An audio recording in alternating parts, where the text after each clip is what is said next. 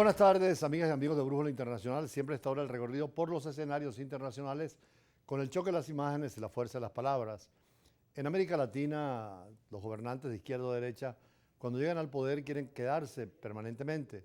Es lo que está pasando en Turquía ahora y precisamente el pueblo turco, por primera vez, después de 20 años del presidente Erdogan en el gobierno, por lo menos le dieron un pequeño susto porque no ganó en la primera vuelta, van a la segunda, pero hay la alternabilidad que es bonita y es necesaria. Es lo que ha pasado en Colombia con la alternaridad, donde hay un gobierno nuevo de Petro que rompe con lo tradicional de conservadores liberales, o también el caso de México, que todos los gobiernos eran del PAN o del PRI. Lo que pasa es que en México el presidente López Obrador está tratando de concentrar todo el poder en sus manos, como lo quiso Uribe, como lo quiere la derecha y la izquierda en todas partes, y ha tenido afortunadamente la imposibilidad de cambiar la constitución para ser reelegido. No puede ser reelegido, en México no hay reelección. Pero además quería intervenir el Consejo Supremo Electoral, no ha podido tampoco, y ahora sin embargo tiene unas actitudes que pueden ser intervencionistas, porque en el caso de Perú es cierto que hay una situación conflictiva, delicada, pero por ahora el gobierno es el que presenta Perú. Muchos estados lo reconocen como tal, pero en el caso de México y también Petro, desconocen al gobierno del Perú y siguen respaldando al presidente Castillo. Y ahora el presidente de México, quien es el izquierdista Andrés Manuel López Obrador, rechazó entregar la presidencia de la Alianza del Pacífico al gobierno del Perú al calificar a la mandataria de ese país, Dina Boluarte, de usurpadora. Claro que es un problema muy delicado porque cuando hay cambios internos es difícil tener la legitimidad y la legalidad. Es lo que está pasando ahora en Ecuador. Es posible que al presidente de Ecuador le hagan un juicio, pero hay que ver qué va a pasar después. Y es mejor que los países no intervengan en otros, sino que sigan su propio rumbo. Por eso la nota la ponemos hoy. De Perú, Dina Boluarte. El presidente de México, Andrés Manuel López Obrador, rechazó el lunes entregar la presidencia de la Alianza del Pacífico al gobierno de Perú. El mandatario sostiene que México no reconoce a la presidenta Dina Boluarte, quien sustituyó en el poder al encarcelado Pedro Castillo. No le puedo yo entregar nada porque ella no es legal y legítimamente para nosotros presidenta del Perú. El pasado 7 de diciembre, Pedro Castillo anunció que disolvía el Parlamento y que gobernaría por decreto, cuando estaba a punto de enfrentar una votación de destitución por el Congreso. Pocas horas después, el legislativo lo destituyó y designó a Boluarte, quien era su vicepresidenta, como mandataria constitucional. Castillo fue detenido cuando intentaba llegar a la Embajada de México, y un juez le dictó prisión preventiva de 18 meses para afrontar cargos por rebelión. La familia de Castillo está asilada en México. Esta señora, con todo respeto, usurpadora, expulsó a nuestro embajador.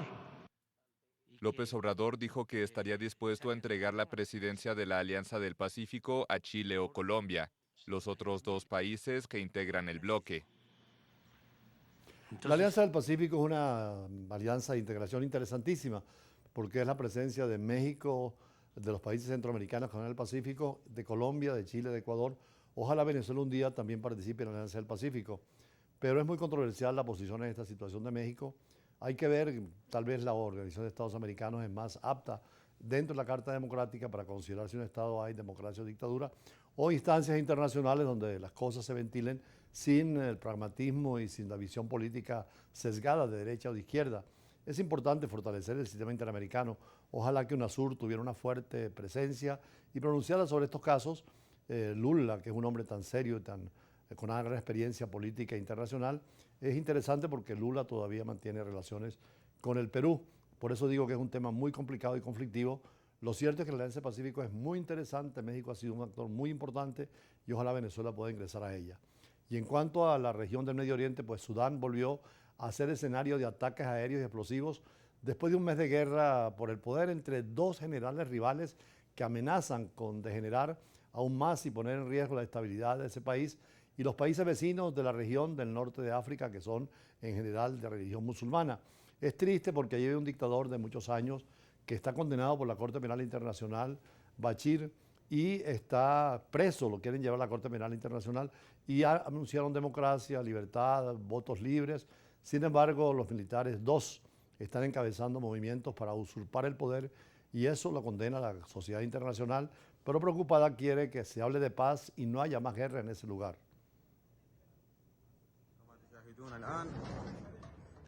Sudán volvió a ser escenario el lunes de ataques aéreos y explosiones. El país africano lleva un mes de lucha por el poder entre el jefe del ejército regular, el general Abdel Fattah al-Burhan, y las paramilitares Fuerzas de Apoyo Rápido, FARC, del general Mohamed Hamdan Daglo, que ha dejado cerca de 1000 muertos y alrededor de 1 millón de desplazados. El general Daglo prometió a su oponente que será juzgado pronto y ahorcado en público.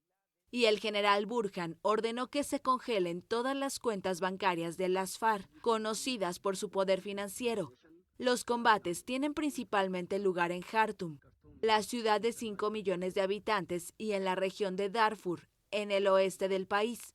Los habitantes sobreviven encerrados en sus casas por miedo a las balas perdidas, sin agua y electricidad en muchos casos, y con escasas reservas de comida. Con los bancos cerrados durante un mes, el dinero en efectivo comienza a faltar.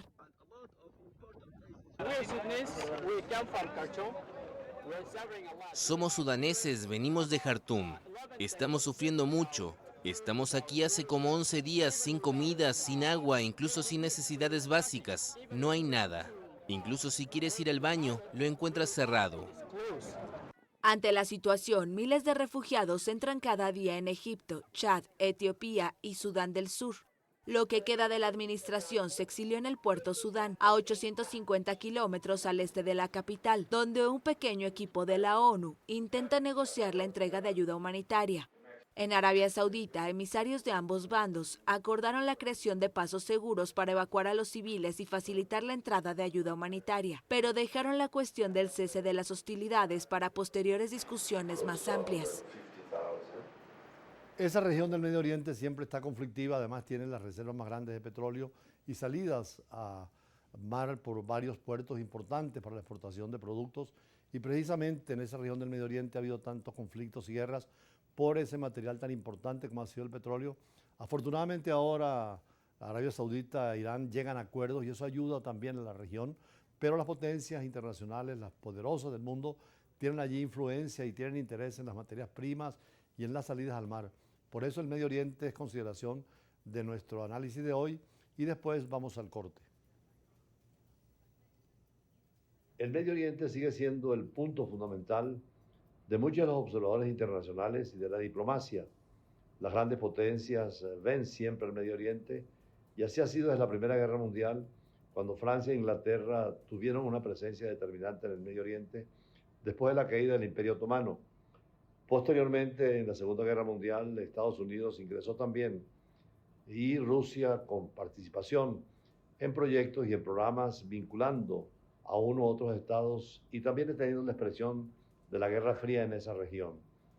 Hoy en día, con el avance de la ciencia, la tecnología y la política, el Medio Oriente, gracias a su producción petrolera, presenta un gran desarrollo en algunos de los estados y conflictos precisamente por el petróleo, como el de Sudán en estos momentos, donde hay una situación delicada y donde las dos potencias subregionales tienen su punto de vista, pero también las potencias mundiales que no abandonan su presencia en el Medio Oriente. La intervención de China ha hecho precisamente que Arabia Saudita e Irán puedan llegar a acuerdos fundamentales de paz y reabran sus fronteras al intercambio comercial y a la realización de su comercio internacional con China, con Rusia y con Europa.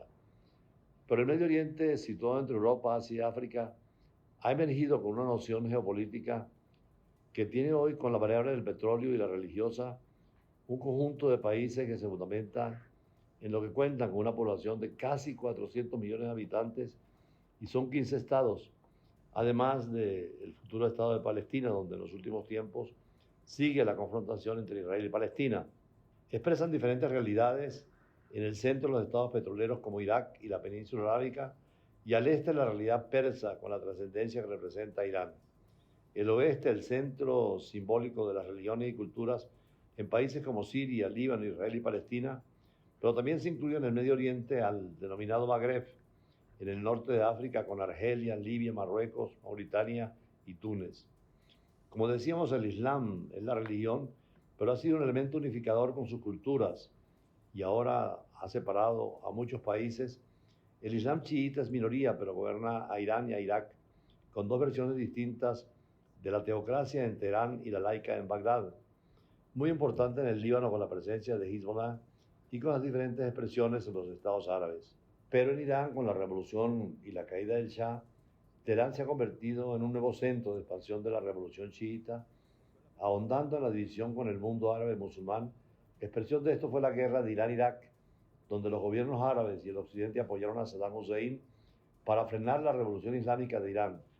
En los tiempos recientes, con el modelo turco de un Islam democrático y laico, también entusiasmó a las rebeliones en el Medio Oriente de los jóvenes, especialmente en Egipto y en Túnez, pero también en Libia y en Siria.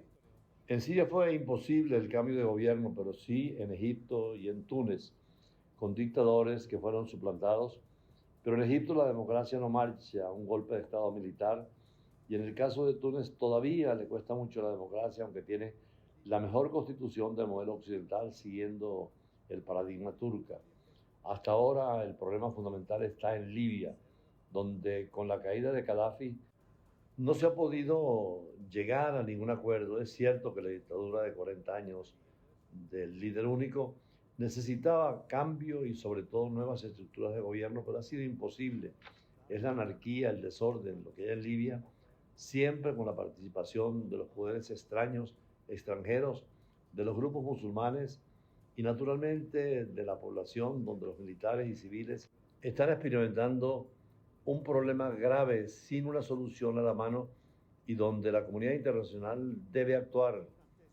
Libia debe incorporarse al mundo del petróleo, es productor importante en el Medio Oriente y puede ser una democracia donde, como Turquía, que también es musulmana, haya separación de poderes, elecciones limpias, transparentes y el desarrollo económico y social dentro del vínculo con todos los estados del mundo, porque hoy es frente a la confrontación la unión, la pluralidad y la justicia social la que impera para un nuevo orden mundial.